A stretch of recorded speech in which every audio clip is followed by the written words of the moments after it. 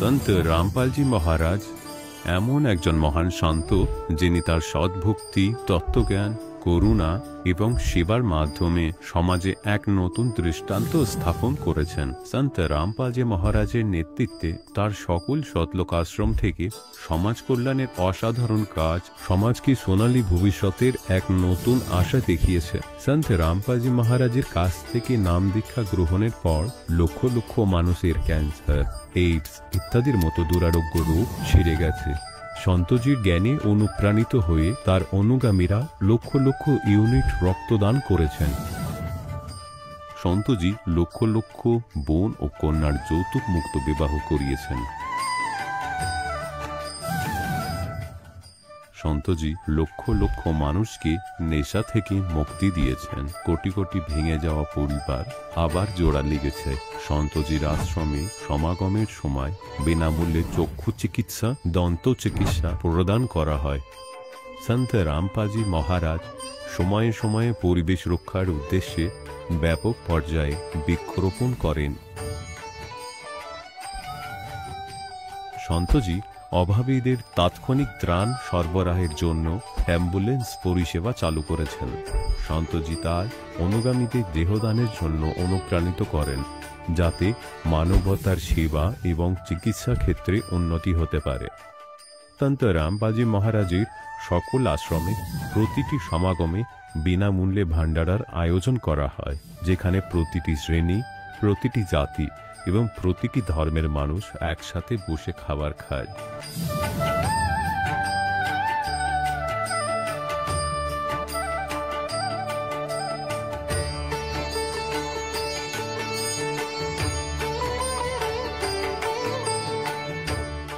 সন্ত রামপালজি মহারাজের আশ্রমে হাজার হাজার বয়স্ক মানুষ সম্মান এবং ভালোবাসার সাথে জীবনযাপনের সুযোগ পান। তাদের খাওয়া, থাকা এবং স্বাস্থ্যের সম্পূর্ণ দায়িত্ব সন্ত রামপালজি মহারাজ গ্রহণ করেন।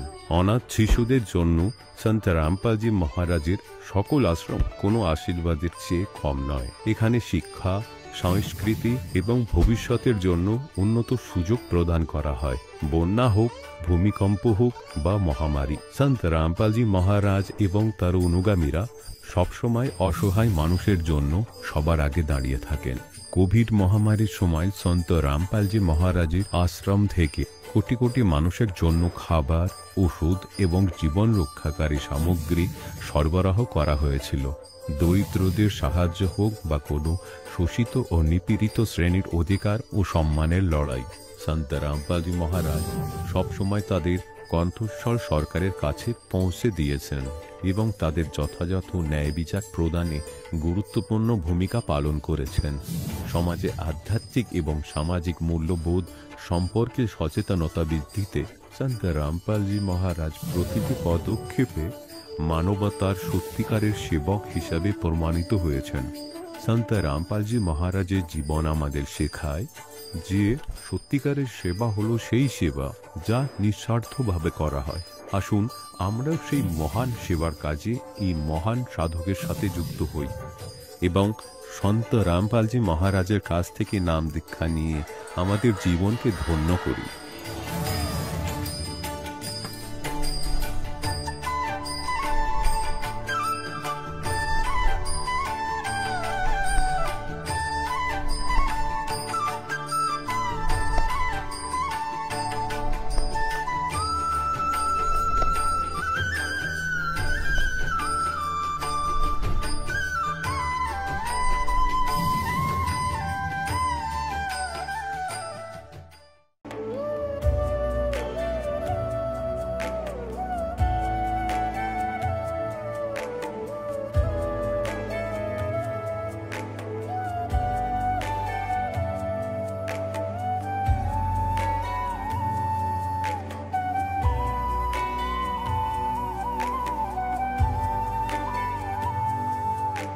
কে ব্রহ্মার পিতা, কে বিষ্ণুর মা, শঙ্করের ঠাকুর দাদাকে আমাকে বলো। এই সব জানতে হলে অনুগ্রহ করে শুনুন জগৎগুরু তত্ত্বদর্শী সন্ত রামপালজি মহারাজের অমৃত প্রবচন, সমস্ত পবিত্র ধর্মের পবিত্র শাস্ত্রের আধারে। নমস্কার দর্শকবৃন্দ, আজ আমরা শুনতে চলেছি এক অসাধারণ আত্মিক যাত্রার গল্প, যেখানে পিন্টু করণ নামক এক ভক্ত তার আধ্যাত্মিক সাধনার অভিজ্ঞতা আমাদের সঙ্গে ভাগ করে নিচ্ছেন। ইস্কনের ভক্তিপথ অনুসরণ করে 16 মালা করে কৃষ্ণ মন্ত্র জপ করা থেকে শুরু করে মায়াপুর মন্দিরে যাওয়া এবং প্রচার কার্য চালানো সবকিছুই ছিল তার জীবনযাত্রার অংশ। কিন্তু একদিন যখন তিনি সন্ত রামপালজি মহারাজ প্রদত্ত জ্ঞান গঙ্গা বই পড়লেন, তখন তার দৃষ্টিভঙ্গি একেবারেই বদলে যায়। তিনি উপলব্ধি করেন যে প্রকৃত মুক্তির পথ কি এবং শাস্ত্রসম্মত সত্য জ্ঞান কি হওয়া উচিত। এই উপলব্ধি তাকে নিয়ে আসে সন্ত রামপালজি মহারাজের সদমে। আজকের এই আলোচনায় তিনি আমাদের জানাবেন কিভাবে তিনি তার গুরুদেবের কাছ থেকে প্রকৃত আধ্যাত্মিক জ্ঞান লাভ করেছেন এবং কিভাবে এটি তার জীবনে মানসিক এবং আর্থিক সমৃদ্ধি এনেছে। আসুন তার অভিজ্ঞতা থেকে আবার শিখি এবং সত্যের পথে অগ্রসর হই। নমস্কার স্যার। নমস্কার। স্যার আপনার কি নাম? পিন্টু করণ। স্যার আপনি কোথা থেকে এসেছেন? আমি ঝাড়গ্রাম জেলা থেকে এসেছি। স্যার আপনি সন্ত রামপালজি মহারাজের স্মরণে আসার আগে কি ভক্তি বা সাধনা করতেন? আমি সন্ত রামপালজি মহারাজের স্মরণে আসার আগে ইস্কনের সাথে যুক্ত ছিলাম। ওখানে হরে কৃষ্ণ মন্ত্র জপ করতাম, 16 মালা জপ করতাম প্রত্যেক দিন। তারপরে মায়াপুরে মন্দিরেও গেছি, তারপরে ইস্কনের প্রচারও করেছি, আর এইসব করতাম আর কি। স্যার আপনি এত ভক্তি সাধনা করতেন, হরে কৃষ্ণ মন্ত্র করতেন, রাধে রাধে করতেন, এত মন্দিরে গেছেন, তো ইস্কনের ভক্তি বা সাধনা ছেড়ে আপনি সন্ত রামপালজি মহারাজের স্মরণে কেন এলেন? সন্ত রামপালজি মহারাজের স্মরণে আসলাম যখন জ্ঞানগঙ্গা বই পেলাম। জ্ঞানগঙ্গা বইটা পড়ে আমি বুঝতে পারলাম যে আমি যেটা করছি সেটা শাস্ত্রের বিরুদ্ধে। গীতাতে কোথাও লেখা নেই যে হরে কৃষ্ণ মন্ত্র জপ করতে হবে বলে। আর গুরু কিভাবে চিনব তখন আমার জানা ছিল না। জ্ঞানগঙ্গা বই পড়ে আমি জানলাম যে গুরু কিভাবে চিনতে হয়। যেটা গীতায় লেখা আছে 15 নম্বর অধ্যায়ের প্রথম শ্লোকে, ঊর্ধ্বমূলম অধঃশাখম, সেই শ্লোকটাতে বলা আছে যে এই জগৎ সংসারটাকে বলে দিতে পারবে সেই হচ্ছে তত্ত্বদর্শী সন্ত। সেইটা জেনে আমি তারপরে খোঁজ করি তত্ত্বদর্শী সন্তের। জ্ঞানগঙ্গা বইতেই লেখা আছে তত্ত্বদর্শী সন্ত একমাত্র সন্ত রামপালজি মহারাজ, আর বিশ্বে কোনো তত্ত্বদর্শী সন্ত নেই। সেই বুঝে আমি সন্ত রামপালজি মহারাজের স্মরণে আসলাম। স্যার আপনি যেমন বললেন সন্ত রামপালজি মহারাজ তত্ত্বদর্শী সন্ত, কিন্তু ওয়ার্ল্ডে তো লাখো গুরু আছে, সবাই বলে আমি শ্রেষ্ঠ গুরু। আর আমরা তো এতদিন জেনেছিলাম যে কোনো গুরু দীক্ষা নিলে মন্ত্র করলে মুক্তি হয়, কিন্তু আপনি তত্ত্বদর্শী সন্ত রামপালজি মহারাজ কীভাবে প্রমাণ করবেন? গীতায় যেটা লেখা আছে 15 নম্বর অধ্যায়ের প্রথম শ্লোকে, সেইটা পড়ে আমি বুঝতে পারলাম যে একমাত্র যে ঊর্ধ্বমূল অধঃশাখম, সেই পাঠটা একমাত্র রামপালজি মহারাজ ছাড়া কেউ বলতে পারেনি। একমাত্র সেই বুঝে আমি জানলাম যে উনি তত্ত্বদর্শী সন্ত আছে, এছাড়া কেউ তত্ত্বদর্শী সন্ত নেই। স্যার আপনি সন্ত রামপালজি মহারাজ আর ইস্কনের থেকে কি ভিন্নতা পেলেন? সন্ত রামপালজি মহারাজ আর ইস্কনের মধ্যে আমি এটাই বুঝলাম যে জ্ঞানগঙ্গা বই পড়ে সন্ত রামপালজি মহারাজ যে জ্ঞান বলেন সর্বশাস্ত্র থেকে উনি বলেন। আমি সৎসঙ্গ দেখেছি সন্ত রামপালজি মহারাজের, প্রত্যেকটা শাস্ত্র উনি খুলে খুলে দেখিয়েছেন জগৎ সংসারের মাঝখানে, যে কোন শাস্ত্রে কি লেখা আছে, যে পূর্ণ পরমাত্মা কে, ওইটাই আমি বুঝতে পেরেছি।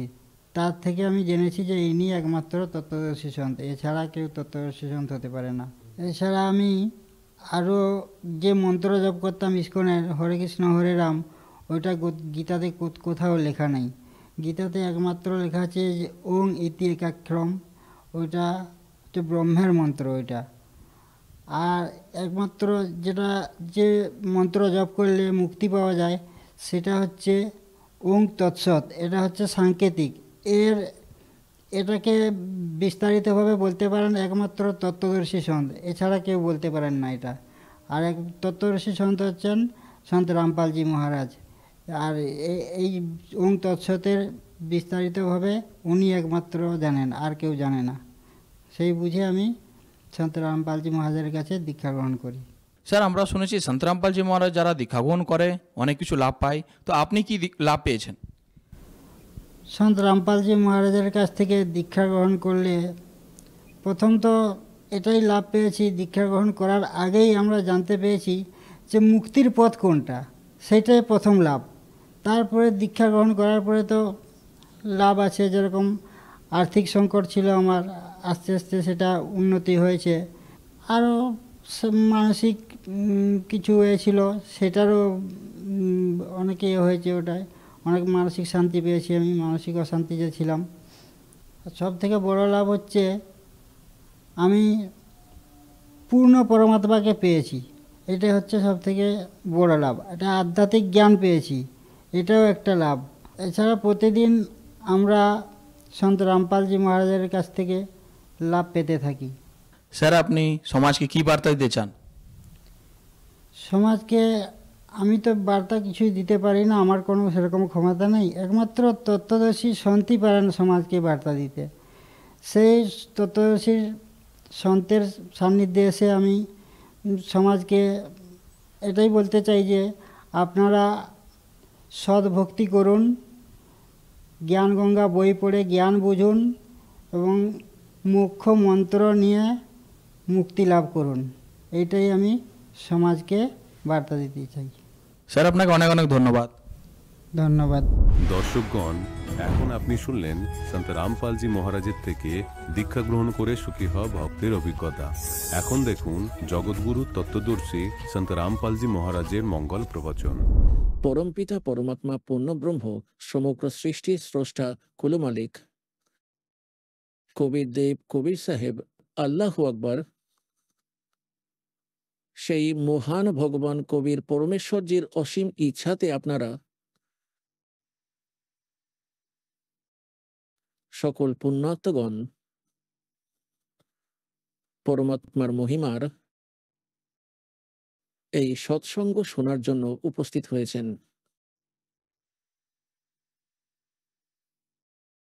আপনি খুবই বিশেষ আত্মা, বিশেষ প্রিয় পরমাত্মার প্রিয় সন্তান, এবং আপনার এই জ্ঞান খুবই ভালো লাগছে। আর আপনার শ্রদ্ধা ভগবানের দিন প্রতিদিন বৃদ্ধি পাচ্ছে। অন্যথায় এই সমগ্র মানব সমাজ নাস্তিক হওয়ার দ্বার প্রান্তে দাঁড়িয়েছিল। ভক্তের কোনো অভাব ছিল না, শ্রদ্ধালুরও কোনো অভাব নেই, শ্রোতার সংখ্যা অনেক, আর সন্তদেরও কোনো অভাব নেই, সাধু সন্ত অনেক অনেক বেশি। তারপরেও কোনো অপকর্ম সমাজ থেকে কমছে না। কোনো আধ্যাত্মিক লাভই কোনো ভক্তের দ্বারা প্রাপ্ত হচ্ছে না। কেউ যদি কিছু প্রাপ্ত করে তবে তার নিজের সংস্কারের কারণেই। যারা মোটেই ভক্তি করে না তা তাদেরও হতে থাকে,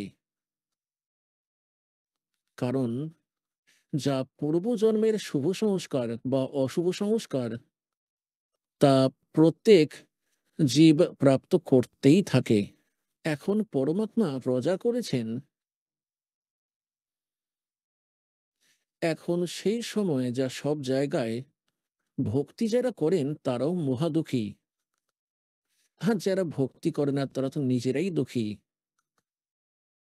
হাহাকার লেগে আছে। এক পয়সাই সবকিছু হয়ে উঠেছে, মায়াই সবার কাছে মিষ্টি লাগে।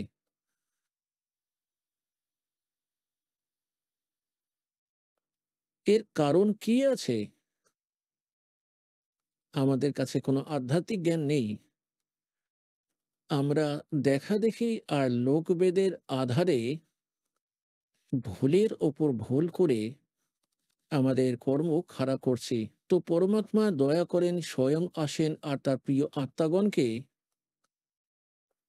এই যথার্থ জ্ঞান প্রদান করবার জন্য।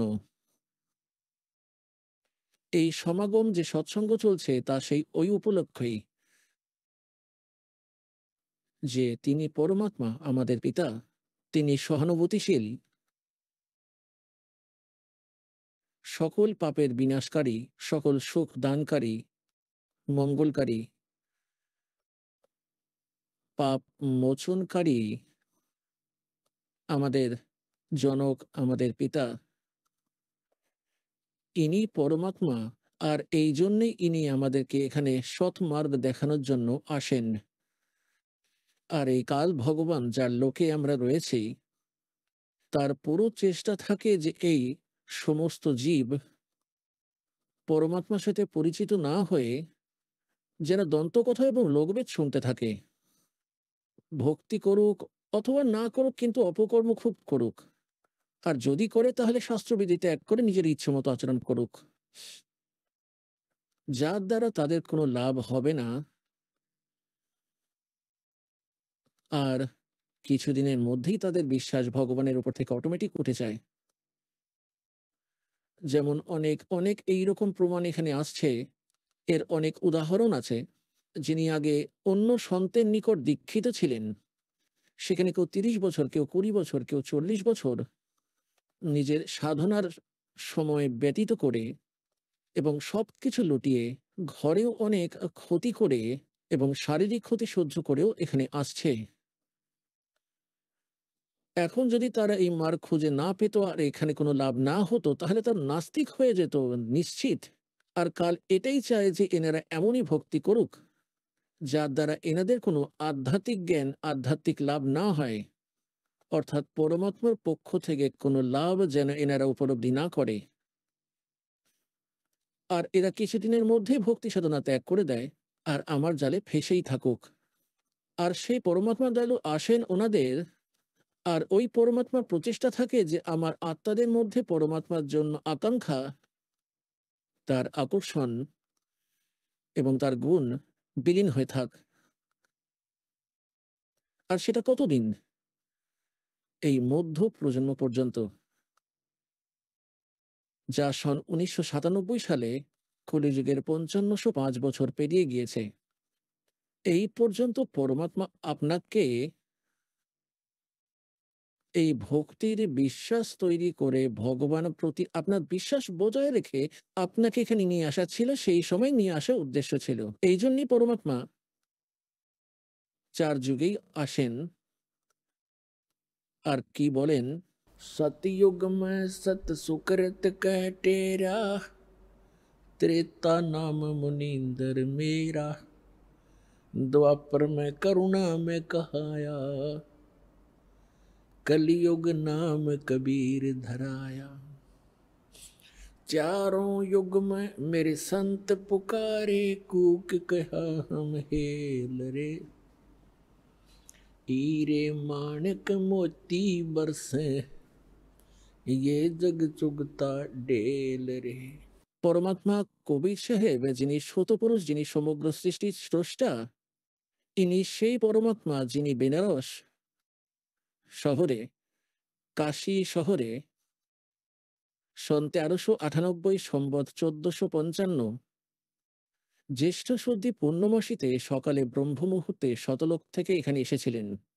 আর লহরতলা নামক পদ্মফুলের সরোবরে, পদ্মফুলের উপর লহর তারা নামক সরোবরে পদ্ম ফুলের উপর এসে নবজাতক শিশু রূপ ধারণ করে বিরাজমান হয়েছিলেন।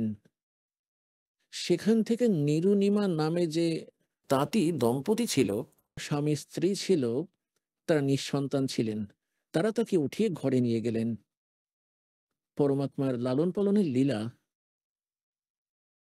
কুমারী গাভীর দ্বারা হয়েছিল। কবির সাগরে তার প্রমাণ আছে। আর বেদে একই কথাই বলে, ঋগ্বেদ মণ্ডল নম্বর 9 সূক্ত 1 মন্ত্র 9 এই প্রমাণ আছে। সেই পরমাত্মা শিশুরূপ ধারণ করে যখন আসেন, তিনি লীলা করেন, সেই সময় তার লালন পালনের লীলা কুমারী গাভী দ্বারা করা হয়। সুতরাং এই পরমাত্মা তিনি, যিনি সমগ্র সৃষ্টির স্রষ্টা, যা সকল ধর্মগ্রন্থ গুণগান করে থাকে। আর প্রত্যক্ষদর্শী মহাপুরুষগণ তারাও এই পরমেশ্বর কবিরজির মহিমা গেয়েছেন, গুণগান করেছেন। আর ইনি সেই পরমাত্মা যিনি সমগ্র সৃষ্টির স্রষ্টা। এই বিষয়ে যে মহাপুরুষেরা পরমাত্মাকে প্রাপ্ত করেছেন, যারা পরমাত্মার নিজ ধাম দেখেছেন, লোক দেখেছেন, শতলোক দেখেছেন, সেখানে আমরা সবাই বাস করতাম, তারা পুনরায় তাদের অমৃত বাণীতে বলেছেন, हम सुल्तानी नानक तारे दादू को उपदेश दिया, जात जुलाहा भेद न पाया ये काशी मह कबीर हुआ। अनंत कोटि ब्रह्मांड का एक रति नहीं भार, सतगुरु पुरुष कबीर हैं कुल के सिरजनहार। सतयुग में सत सुकृत कटेरा, त्रेता नाम मुनिंदर मेरा। সত্যযুগে পরমাত্মা সৎ সুকৃত নামে এসেছিলেন, একইভাবে এই পদ্ম ফুলের উপরে সরোবরের মধ্যে বিরাজমান হয়েছিলেন নবজাতক শিশুরূপ ধারণ করে। সেখান থেকে এক বিদ্যাধর নামে ব্রাহ্মণ আর তার স্ত্রী দীপিকা, তারা নিঃসন্তান ছিলেন, পরমাত্মাকে ঘরে নিয়ে গেলেন। আর কুমারী গাভীর দ্বারা তার লালন পালন হয়েছিল। তিনি 4 বছর বয়স থেকেই মনুর মতো যেসব বিদ্বান বিখ্যাত হয়ে উঠেছিলেন ওনাদেরকে পরাস্ত করেছিলেন। তাদের মুখে কোনো ভাষাই ছাড়েননি তিনি। আর একটাই প্রশ্ন পরমাত্মা করতেই থাকতেন, কে ব্রহ্মার পিতা, কে বিষ্ণুর মা, শঙ্করের দাদা কে আছে, ঋষিজি আমাকে বলুন। ওনাদের নিকট কোনো উত্তর ছিল না, বরঞ্চ পরমাত্মার সাথেই তিনি অভদ্র আচরণ করতে লেগে যেতেন। এ মিথ্যাবাদী, এ কপট, এ জানা নেই কোথায় কোথা থেকে এসেছে, কোন জাতির লোক। সেখানে পড়ে থাকতে দেখা গিয়েছিল। বিদ্যাধরের ঘরে চলে এলো ব্রাহ্মণের ঘরে। এমন এমন বাজে কথা তারা পরমাত্মা সম্পর্কে বলতে লাগলো, বিষয় পরিবর্তন করে দিতেন। একইভাবে পরমাত্মা ত্রেতা যুগে মুনিন্দর নামে প্রসিদ্ধ হয়েছিলেন।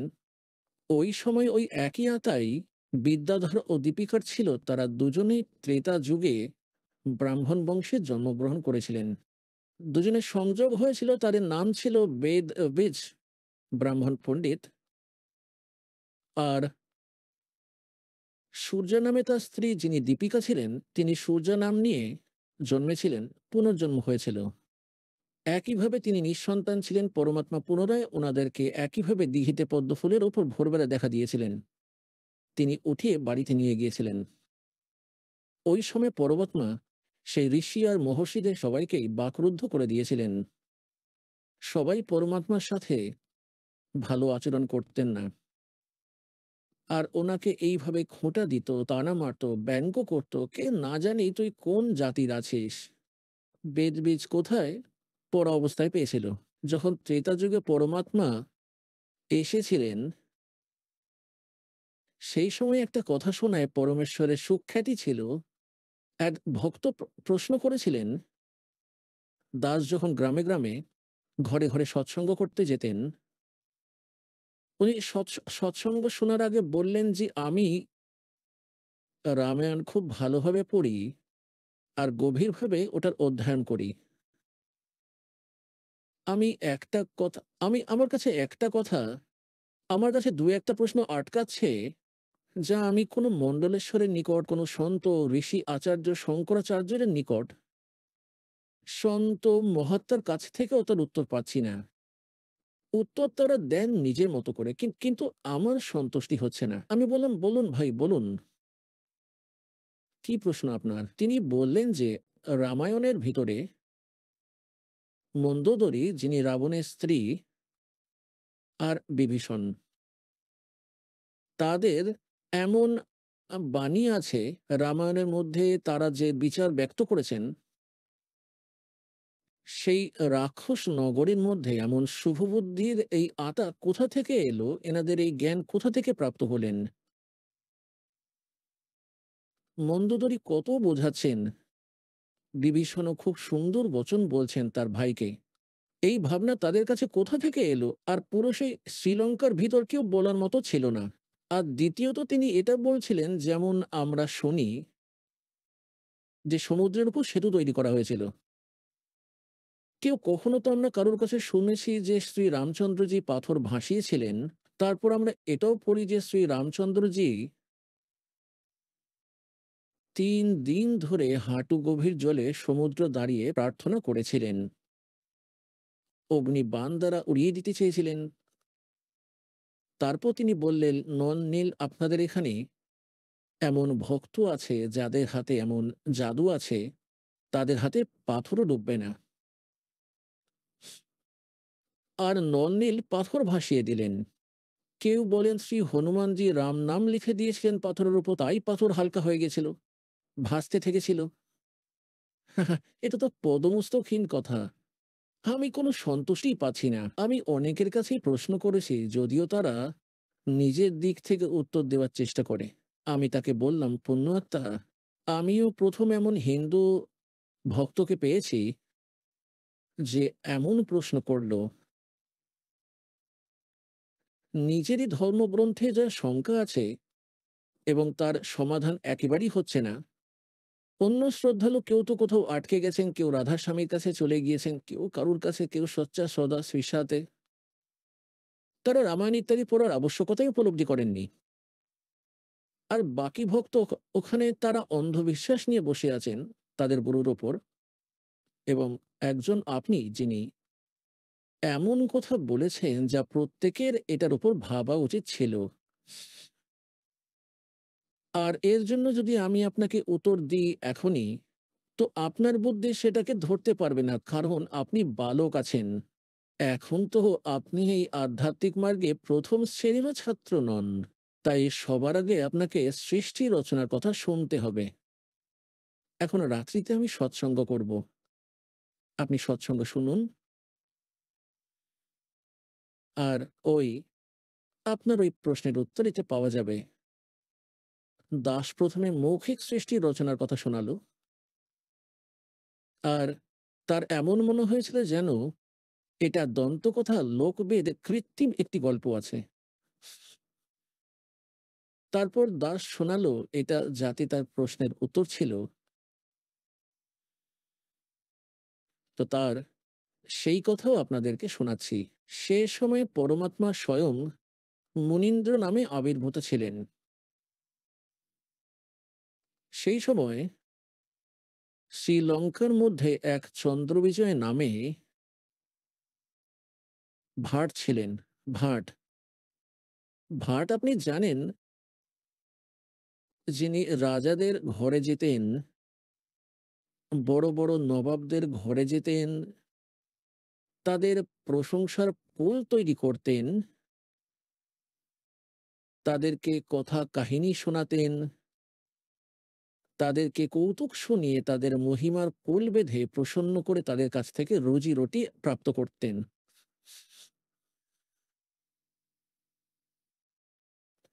তিনি চন্দ্রবিজয় নামে একজন ভাট ছিলেন। তার ঘরে পুত্রপুত্রী আর পুত্রবধূ সহ 16 জন সদস্য ছিল। परमात्मा बोले, सो छल छिद्र मैं करूं अपने जन के काज, गोता मारूं स्वर्ग में जा बैठूं पाताल। गरीब दास जी वर्णना करছেন परमात्मार महिमाके, गरीब दास ढूंढता फिरूं अपने हीरे मोती लाल। তো পরমাত্মা একজন সাধুরূপে চন্দ্রবিজয় যে রাস্তা দিয়ে সকাল সকাল প্রাতঃভ্রমণ করতে যেতেন, সেই রাস্তায় একটি গাছের নিচে বসে পড়লেন। আর পুণ্যাত্মগণ, ভক্তের একটি বিশেষ লক্ষণ আছে যে সাধু সন্ত দেখা মাত্রই তার আত্মা আপনা আপনি আকৃষ্ট হয়ে যায়। সেটা তার সৌভাগ্য অথবা দুর্ভাগ্য, তিনি আসল অথবা নকল, কিন্তু তিনি আসল মনে করে পৌঁছে যান।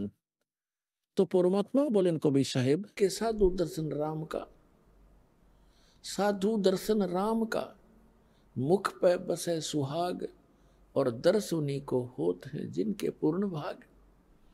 कबीरा दर्शन संत के, परमात्मा आवे याद, और लिखे में वही समय, बाकी का समय बर्बाद। এখন যেই চন্দ্রবিজয় তার নির্ধারিত সময়ে ভোরবেলায় বেরিয়ে পড়লেন, বেড়ানোর জন্য গেলেন, ফ্রেশ হওয়ার জন্য গেলেন, যাবার সময় দেখলেন একজন সাধু বসে আছেন। তার ফিরে আসার সময় উনি চরণে প্রণাম করলেন আর বললেন, মহাত্মাজি, দাসের এখানে বাড়ি আছে, ছোট করে ঘর, দর্শন দেন ভগবান, কিছু কিছু আহার করুন, আমাদেরকে উদ্ধার করুন। পরমাত্মা তো গিয়েছিলেন ওই বিষয়ে। পরমাত্মা বললেন, ভাই আমি কিন্তু যেমন তেমন সাধু নই, আমার কিছু নিয়ম আছে, মর্যাদা আছে, সেগুলো যদি তুমি পালন করো তাহলে আমি যেতে পারি তোমার ঘরে। হাত জোড় করে চন্দ্র বিজয় ভাট বললেন, আদেশ করুন পরবর্তীকার, কি নিয়ম, কি আদেশ আছে আপনার? সম্ভব চেষ্টা করব যতটা সম্ভব হবে আমার দ্বারা। পরমাত্মা বললেন, যে আমার ভক্ত হয়ে যায়, উপদেশ দীক্ষা নিয়ে নেয়, সে আমার শিষ্য হয়, আমি তার ঘরে যাই। যেমন তেমন ব্যক্তির, অদীক্ষিতের ঘরে আমি খাবার খাই না। তো চন্দ্রবিজয় বললেন, ভগবান আমি আমি তো গুরু বানিয়ে ফেলেছি একজন ঋষিকে, আর ওই ঋষিকে গুরু বানিয়ে রেখেছি। আর আমাদের আমাদের অনেক সাথী। তখন পরমাত্মা বললেন, তোমার গুরুজি কোন ভগবানের ভক্তি করতে বলেছেন? তখন তিনি চন্দ্রবিজয় বললেন, আর ভগবান কে? শিবজি, শঙ্কর ভগবানই তো সর্বেশ্বর। আর আমাদের রাজাও ভগবান শঙ্করেরই উপাসক। তখন পরমাত্মা তাকে বললেন, ভাই তোমরা সবাই ভ্রমিত হয়ে আছো। এই শঙ্কর ভগবান নন, ইনি একজন দেবতা। আর এই তিন দেবতার ক্ষমতা একই রকমই। শ্রী ব্রহ্মাজি রজগুণ, শ্রী বিষ্ণুজি শতগুণ, শ্রী শঙ্করজি তমগুণ। যেমন আজকালের দৃষ্টিকোণ থেকে দাস আপনাদের বোঝাবেন, যেমন একটি প্রদেশে মিনিস্টার থাকে, মন্ত্রী। তো ওই মন্ত্রীদের একই রকমই পদমর্যাদা রয়েছে, একই রকম ক্ষমতা রয়েছে, একই রকম তিনি একজন এমএলএ এর মতন। কিন্তু তাদের বিভাগের পার্থক্যের কারণে কিছুটা ভ্যালু তাদের বাড়ে কমে, সেটা ভিন্ন বিষয়। পুনরায় পরমাত্মা বললেন, তিন লোক কা রাজ হ্যায় ইয়ে, ब्रह्मा विष्णु महेश, ऊंचा धाम कबीर का, बाणी बिरह विदेश। तीन देव की जो करते भक्ति, उनकी कदे ना होए मुक्ति। गुण तीनों की भक्ति में ये भूल पड़ो संसार, कहे कबीर निज नाम बिना कैसे उतरो पार। এখন চন্দ্র বিজয়কে কিছু কথা আঘাত করলো। কিছু ভিন্ন জ্ঞান ছিল, কখনো তেতো লাগলো, কখনো মিষ্টি লাগলো। ঘন্টা 2 ঘন্টা আলোচনা করবার পর তিনি সিদ্ধান্ত নিয়ে নিলেন যে, ভগবান আপনার জ্ঞান যদিও প্রথমবার আমি শুনছি, কিন্তু আত্মাকে টানছে, কিছু ভালো লাগছে। প্রথম দিকে তো একেবারেই ভালো লাগছিল না। তখন চন্দ্রবিজয় বললেন, ভগবান দীক্ষা দিয়ে দিন দাসকে। পরমাত্মা তাকে মন্ত্র দিলেন আর বললেন, দর্শন দেন দাসের ঘরে। তো তখন চললেন মালিক। এখন চন্দ্রবিজয় ঘরে থাকলেন পরমাত্মা 2, 3, 4 দিন। প্রার্থনা করে ওনাকে রেখেছিলেন। পুরো পরিবারকে সেখানে বসাতেন আর সৎসঙ্গ শোনাতেন, জ্ঞান শোনাতেন। তো প্রথমবার তো কেবল চন্দ্রবিজয় দীক্ষা নিয়েছিলেন, বাকি সদস্যরা তো দীক্ষা নেননি। কারণ আগে বড় শ্রদ্ধালু ব্যক্তি ছিলেন। দীক্ষা গ্রহণ যদিও করেননি, কিন্তু জ্ঞান ঠিকই শ্রবণ করতেন। পরমাত্মা চলে গেলেন। তিনি পুনরায় কয়েকদিন পর ফিরে এলেন। ওই সময় পর্যন্ত চন্দ্রবিজয় পুরো পরিবারকেই প্রস্তুত করে ফেলেছিলেন দীক্ষা দেওয়ার জন্য। পরমাত্মা এলেন, পেছনে তিনি সব জ্ঞানের উপর আলোচনা করলেন এবং সবাই মেনে নিল যে সমস্ত কথা সত্য। এবং এই সন্ত সমর্থ এনার দর্শনে আত্মা খুশি হয়। जिन मिलते सुख उपजै, मिट्रे कोटि उपाद, भवन चतुर्दश ढूंढियो वो परम स्नेही साध। আর তিনি তো পরমাত্মা এসেছিলেন স্বয়ং। তারা সবাই দীক্ষা নিয়ে নিলেন। চন্দ্রবিজয় ভাটের পুরো 16 জনের মধ্যে 16 জন সদস্যই দীক্ষিত হয়ে গেল। এখন পুণ্যাত্মগণ দেখবেন মালিকের কিরকম ইচ্ছা হয়। এখন আগে চন্দ্রবিজয়ের স্ত্রী কর্মবতী প্রতিদিন মন্দোদরীর কাছে যেতেন এবং ঘন্টা 2 ঘন্টা তার মনোরঞ্জন করাতেন। আর কি শোনাতেন! এমনই নিম্ন স্তরের রসিকতা, হাস্যকর কথা যা সাধারণ সমাজে কোথাও বলাও যায় না। এই ধরনের নিম্ন স্তরের কৌতুক এমনই, যেমন বলাবলি করতেন ওই দুইজনই, আর মন্দোদরীকে হাসাতেন, খুশি করতেন। যখন ওই কর্মবতীর এই জ্ঞান হলো, তারপর তিনি গিয়ে মন্দোদরী জিকে, Mandodari wife of Ravana, king of Lanka, তাকে বোঝাতে লাগলেন, এই জ্ঞান শোনাতে লাগলেন। এই জ্ঞান শুনে মন্দোদরীর আত্মা এমন ভাবে আকর্ষিত হতে লাগলো, আর একদিন তিনি এটা বললেন, কর্মবতী, তোমার ভিতরে তো নোংরা ভরা ছিল, এই কথা তুমি এনেছো কোথা থেকে? এমন সুন্দর বচন আত্মাকে টানছে, তো এই জ্ঞান কোথা থেকে এনেছো? তোমার স্তরের জ্ঞান তো নয় এটা। আজ পর্যন্ত আমরা কোনো ধর্মগ্রন্থে দেখিনি, আর কোনো পুরাণেও পড়িনি, কোনো ঋষিও এটা শোনায়নি। এইটা বলো, এই কথা তুমি এই জ্ঞান কোথা থেকে শুনেছো? কর্মবতী বললেন, আমাদের ঘরে এক গুরুজি আসতেন, উনি এই জ্ঞান শুনিয়েছেন মন্দোদরী। এখন মন্দোদরী বললেন, এবার তোমার গুরুজি এলে তাকে আমার ঘরে ডেকে নিয়ে এসো।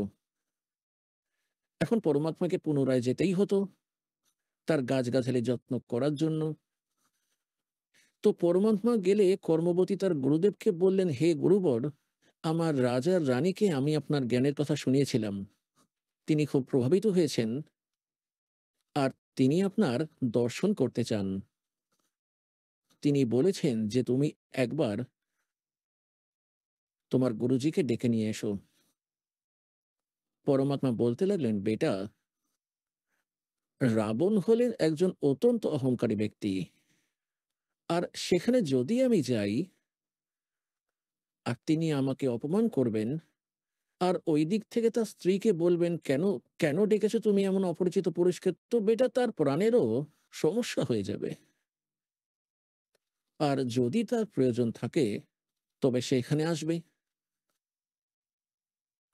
এখন কর্মবতীর সামনে ধর্ম সংকট ও রাজ সংকট উভয়ই দাঁড়িয়েছিল। ধর্ম সংকট তো এটা হলো, যেহেতু গুরুজি একবার বলে দিয়েছেন, এখন আমি দ্বিতীয়বার বলবো কি করে? আর রাজ সংকট এটা দাঁড়িয়ে গেল যে মন্দোদরী আমার মহারানী, আর তাকে এটা কিভাবে বলবো যে এই জবাব পেয়েছি? তবু পরমাত্মা হিম্মত দিয়েছেন, সে গিয়ে বলতে লাগলো যে মন্দোদরী, আমাদের গুরুজি এসেছেন, আর আমার অনুরোধ মহারানী, সন্তকে ডাকা একেবারেই উচিত নয়। সাধু সন্তকে স্বয়ং গিয়ে দর্শন করা উচিত। আর যদি আমি প্রার্থনা করি বেশি, আর তিনি চলেও আসেন, আর তিনি যদি আশীর্বাদ না করেন, তাহলে কিছুই লাভ হবে না।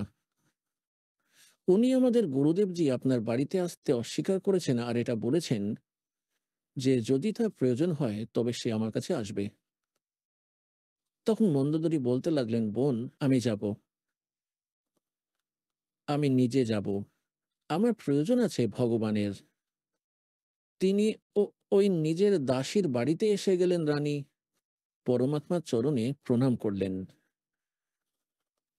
আর জ্ঞান গ্রহণ করলেন, দীক্ষাপ্রাপ্ত করলেন, কারণ কর্মবতী আগে জ্ঞানের সাথে বেশ পরিচিত হয়েছিলেন এবং তিনি মন্দোদরীকে অনেক কিছু জ্ঞানের কথা শুনিয়েছিলেন। মন্দোদরী পরমেশ্বর মনীন্দ্রজির শিষ্যা হয়ে গেলেন। তারপর তিনি তার স্বামী রাবণকে এই কথা জ্ঞান শোনাতে লাগলেন।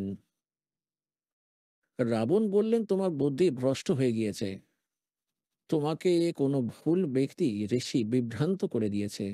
ভগবান শঙ্করের উপর কি কোনো শক্তি আছে? দেখ আমার কত ঠাঁট করে রেখেছেন, কত আমাকে সিদ্ধি দিয়ে রেখেছেন, সমগ্র সোনার লঙ্কা তৈরি করে নিয়েছি। হে মূর্খ নারী, তুমি এখনো বুঝতে পারোনি তুমি কার চক্করে ফেসে গেছো?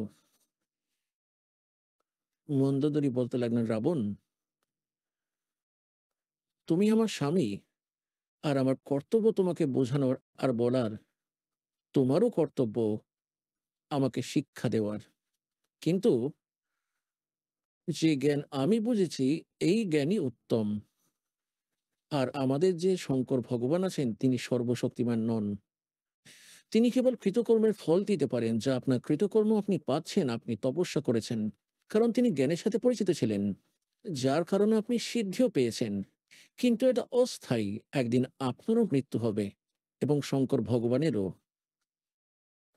আর রাবণ বললেন, আজকের পর আমার সাথে কোনো কথা বলবে না। কারণ তিনি তো রাজত্ব চেয়েছিলেন, রাজত্ব তিনি পেয়েও ছিলেন। ব্যাস, ফাইনাল, তার জ্ঞান এতটাই ছিল। এমনই গৌরব পেয়েছিলেন। একদিন তিনি তার দেওর বিভীষণের কাছে এই কথা তুলেছিলেন। যদিও তিনি তার ভাই, কিন্তু আমার কর্তব্য হলো বোঝানোর, বিশ্বাস করুন বা না করুন। তারপর বিভীষণকে যখন এই জ্ঞান শোনালেন, তখন বলতে লাগলেন, মন্দোদরী, তুমি এই জ্ঞান কোথা থেকে এনেছো? আর যদি আমার ভাই শুনে নেয়, তাহলে তোমাকে চরম পিটাই করবে তোমার। মন্দোদরী বললেন, আমি তোমার ভাইকে সব বলেছি, সমস্ত কিছু শোনানোর চেষ্টা করেছে, কিন্তু তিনি কিছুই মানেননি। পিটাই তো করেননি, কিন্তু বচন এমন বলেছেন, ভবিষ্যতে আমার সামনে এটি উল্লেখ পর্যন্ত করবে না। তারপর বিভীষণ জিজ্ঞেস করলেন, তুমি কোথা থেকে জ্ঞান পেয়েছো? আমি গৌরব গ্রহণ করেছি। একজন মহাপুরুষ আসেন চন্দ্রবিজয় ভাটের ঘরে, আমি সেখান থেকে দীক্ষা নিয়ে এসেছি। বিভীষণ বলতে লাগলেন, এত উত্তম জ্ঞান, আর তুমি আমাকে কেন পিছনে ছেড়ে চলে গেলে? আমাকেও দীক্ষা দান করাও। তখন বিভীষণও পরমেশ্বর মুনীন্দ্রজির কাছ থেকে দীক্ষা গ্রহণ করলেন। তখন পুণ্যাত্মাগণ কিছুকাল পর শ্রী রামচন্দ্রজি বনবাস কাটাচ্ছিলেন, এবং সাথে তার স্ত্রী ধর্মপত্নী সীতাজি আর তার ছোট ভাই লক্ষ্মণও সাথে ছিলেন। তখন রাবণ সীতাকে অপহরণ করেছিলেন। তার ৯ লক্ষ বাগানে তাকে বন্দি করে রেখেছিলেন, কয়েদ করে নিয়েছিল, এবং তাকে নানা ধরনের নির্যাতন করেছিলেন, এবং তার স্ত্রী বানানোর চেষ্টা করেছিলেন, কিন্তু তা সম্ভব হয়নি। পরমাত্মার শক্তি কিছু তার সাথে ছিল, রাবণ সফল হননি। রাবণ এমন কিছু অভিশাপ প্রাপ্ত ছিলেন, যার কারণে তার ধর্ম পতিব্রতার রক্ষা হয়েছিল। তবুও তার কুচেষ্টা চলতেই থাকে। মন্দোদরীও কথা জানতেন। মন্দোদরীও তাকে বোঝাতেন যে আপনি কিন্তু এমন ভুল করবেন না। মহাপুরুষ পরমাত্মা, পরমেশ্বর কবির পরমেশ্বরের নিকট মন্দোদরী প্রার্থনা করলেন যে, হে গুরুবর, আমার স্বামী কোনো নারীকে উঠিয়ে নিয়ে এসেছেন। আমি জানি না তিনি কে। তিনি খুবই সুন্দরী, আর আমার স্বামীর উদ্দেশ্য খারাপ। আর পুণ্যাত্মাগণ, একজন নারী কখনোই পছন্দ করেন না যে তার স্বামী কোনো ভুল করুক। এই কারণে তিনি পরমাত্মার কাছে প্রার্থনা করেছিলেন। পরমেশ্বর বললেন, বেটা, তিনি সাধারণ নারী নন। আর রাবণ এতে তার কুচেষ্টায় সফল হতে পারবেন না। তুমি চিন্তা করো না।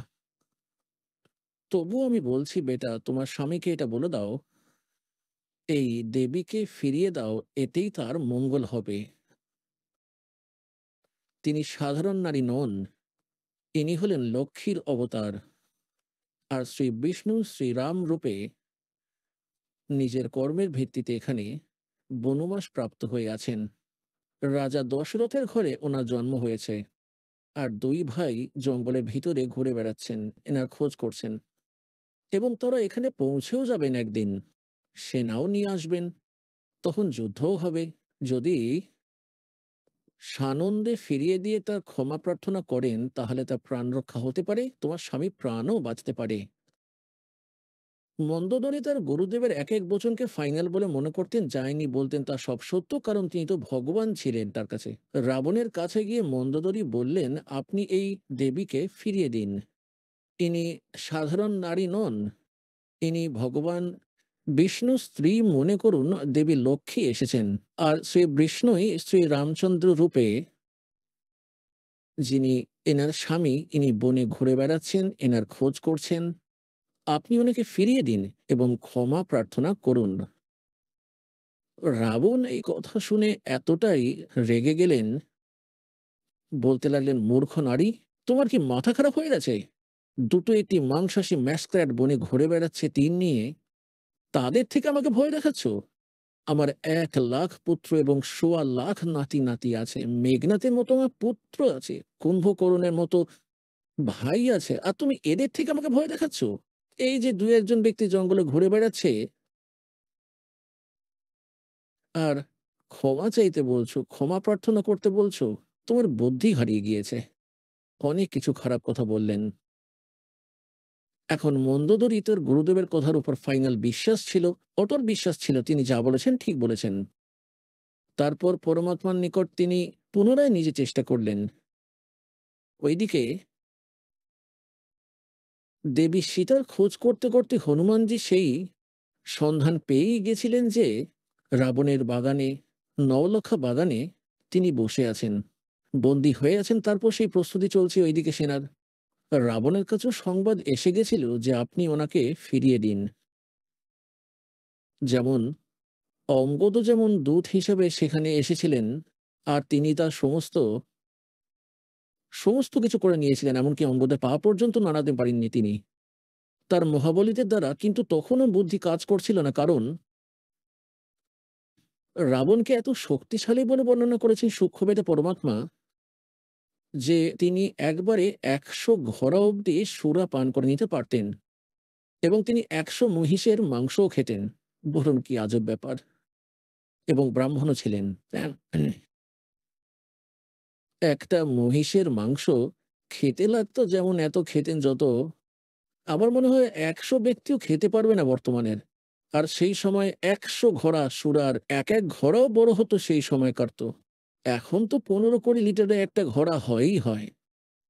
100 ঘোড়া সুরা একবারে পান করতেন, আর 100 ঝোটের মাংস, মহিষের মাংস খেতেন।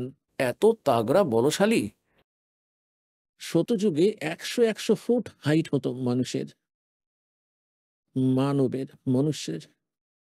আর ত্রেতায় 80-70 ফুট হাইট হতো। এই শেডের পিছনের প্রান্তটা 45 ফুট। হিসাব করুন কত উঁচু দেখাচ্ছে আপনাকে। এর থেকে 25 ফুট আরো উঁচুতে যান। এত লম্বা, আর চওড়ায় কতটা হবে আপনারা বুঝেই নিন।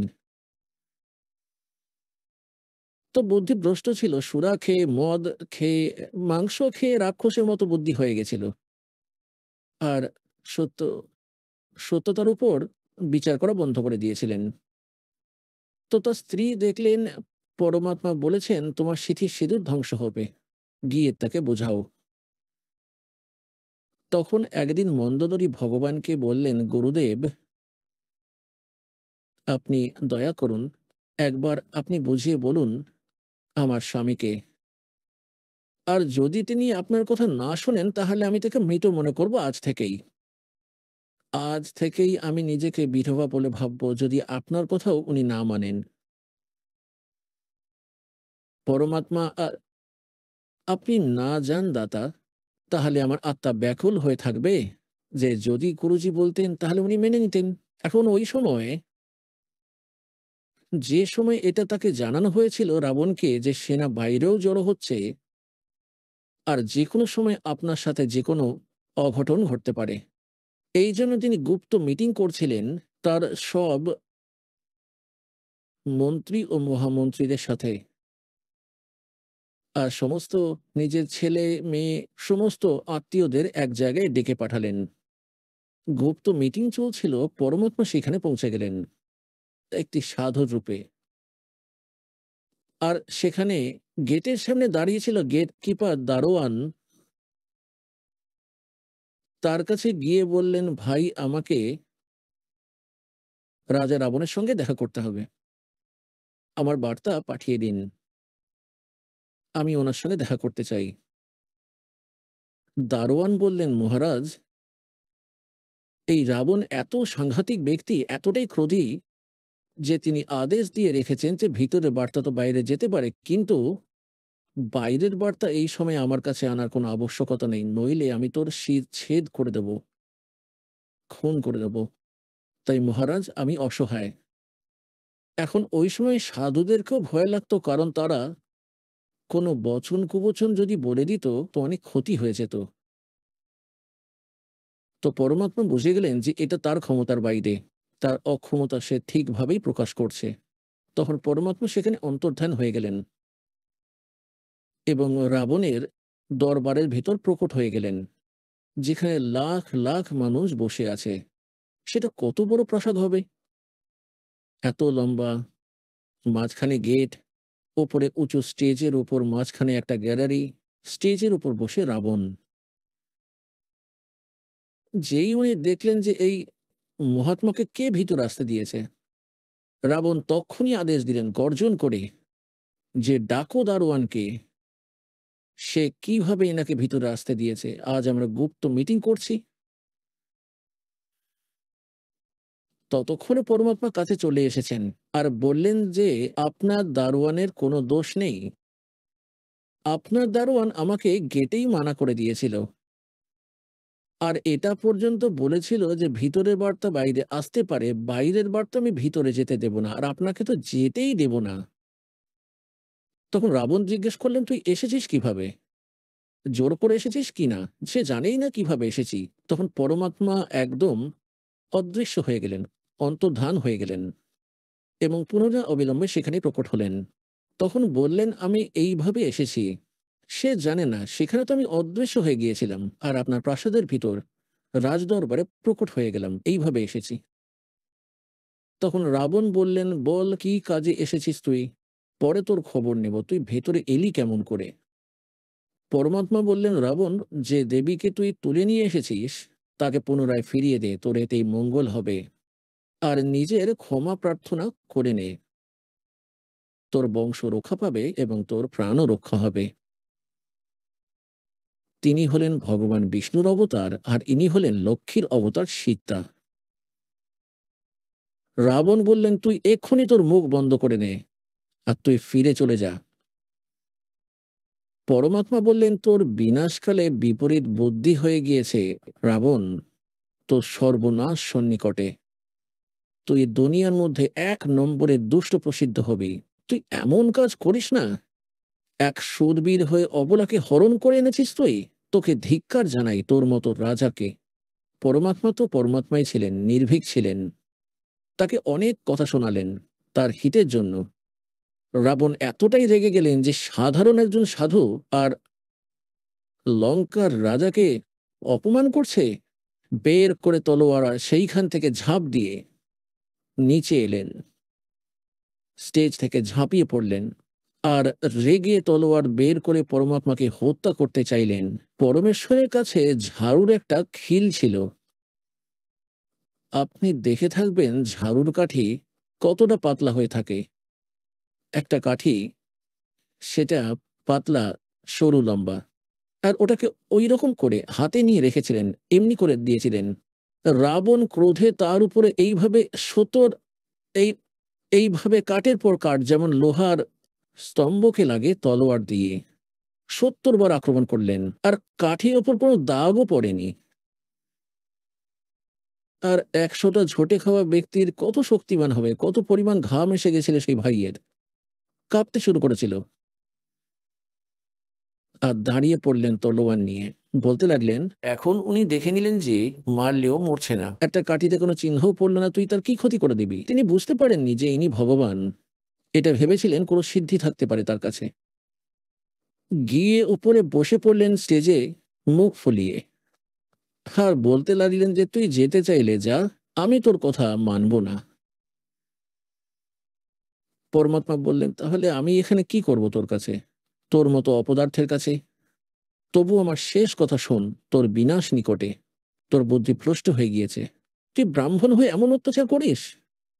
আর পুণ্যাত্মাগণ পরমাত্মার সবাই সন্তান, সবার কথা শোনা তার কর্তব্য, এই কথা বলে সেখান থেকে তিনি অন্তর্ধান হয়ে গেলেন। এখন পরমাত্মা গিয়ে সেখানে চন্দ্রবিজয়ের ঘরে গিয়ে বলে দিলেন যে বলে দিও মন্দোদরীকে যে আমি তার সাথে কথা বলেছি, কিন্তু সে একদম মানেনি। মন্দোদরী সেখানেই এসে গিয়েছেন, কারণ ডেকে এনেছেন গিয়ে তিনি কর্মবতী চন্দ্রবিজয় ভাটের স্ত্রীকে, আর বললেন পরমাত্মা ঠিক আছে, আপনার কথা সে যখন মানেনি, তাহলে আজ থেকে আমার কাছে সে মৃত বলেই মেনে নিলাম। এখন আপনি শুনলেন সন্ত রামপালজি মহারাজের মঙ্গল প্রবচন।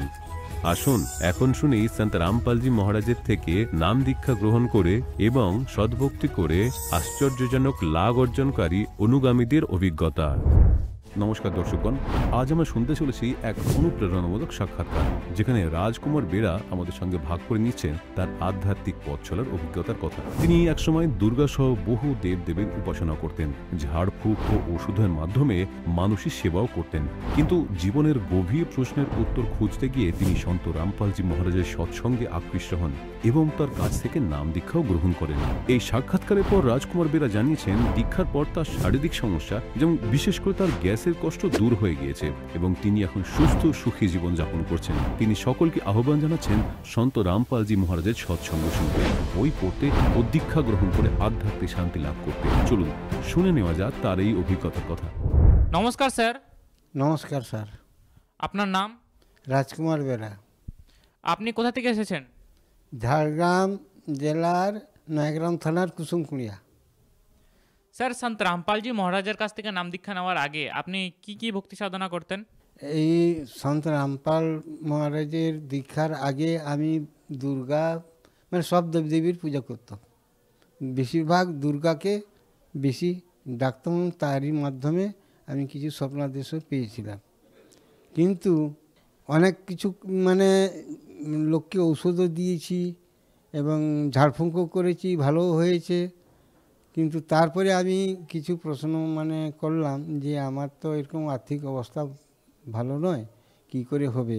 তিনি তখন বলছিলেন যে তুমি এক কাজ করো, তুমি এইভাবে পুজো করো, তোমাকে মূর্তি দিব, মূর্তি দিলে তুমি সব আরও ভালো করে জানতে পারবে।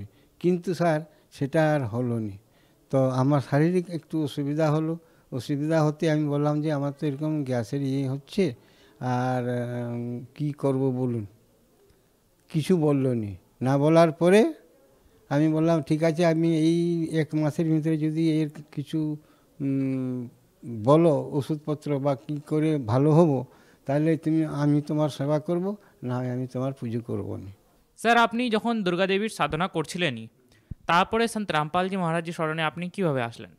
আমি টিভিতে সন্ত রামপালজি মহারাজের সৎসঙ্গ শুনছিলাম এবং আমার গ্রামে একজন দীক্ষা নিয়েছিল, ওর কাছ থেকে বইটই নিয়ে আমি জানার পরে এসে মেদিনীপুর সেন্টারে নাম দীক্ষা নিয়েছি। স্যার, আমরা শুনেছি সন্ত রামপালজি মহারাজের কাছ থেকে যারা নাকি নাম দীক্ষা নেন তাদের অনেকজনেরই অনেক লাভ হয়। আপনার কি কি লাভ হয়েছে? হ্যাঁ, আমি দীক্ষা নেওয়ার পরে আমার লাভ হয়েছে। আমার শারীরিক গ্যাসের প্রবলেম ছিল, সেগুলো আমার বন্ধ হয়ে গেছে। এছাড়া আধ্যাত্মিক লাভ পেয়েছি, আমি এখন ভালো আছি, এখন আমি সুস্থ জীবন কাটাচ্ছি। স্যার, আমাদের চ্যানেলের মাধ্যম থেকে যারা আপনাকে এখন টিভিতে দেখছে তাদেরকে আপনি কি বার্তা দিতে চান? আমি বার্তা দিতে চাই, সন্ত রামপালজি মহারাজের স্মরণে এসে দীক্ষা নিন, বই পড়ুন, জানুন, লাভ পাবেন, সুখী থাকবেন। ধন্যবাদ স্যার। ধন্যবাদ সৎ সাহেব।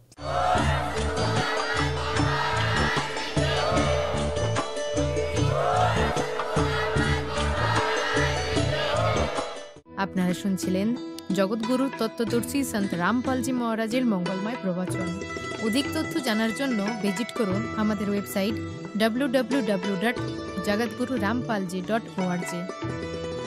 সন্ত রামপালজি মহারাজের শুভাশীর্বাদে সম্পূর্ণ বিশ্বে 500-এরও অধিক নাম দীক্ষা কেন্দ্র আছে, যেখানে সন্ত রামপালজি মহারাজের দ্বারা অনলাইনে সম্পূর্ণ বিনামূল্যে নাম দীক্ষা দেওয়া হচ্ছে। আপনার নিকটবর্তী নাম দীক্ষা কেন্দ্রের ঠিকানা জানার জন্য যোগাযোগ করুন 91888291 4911-4911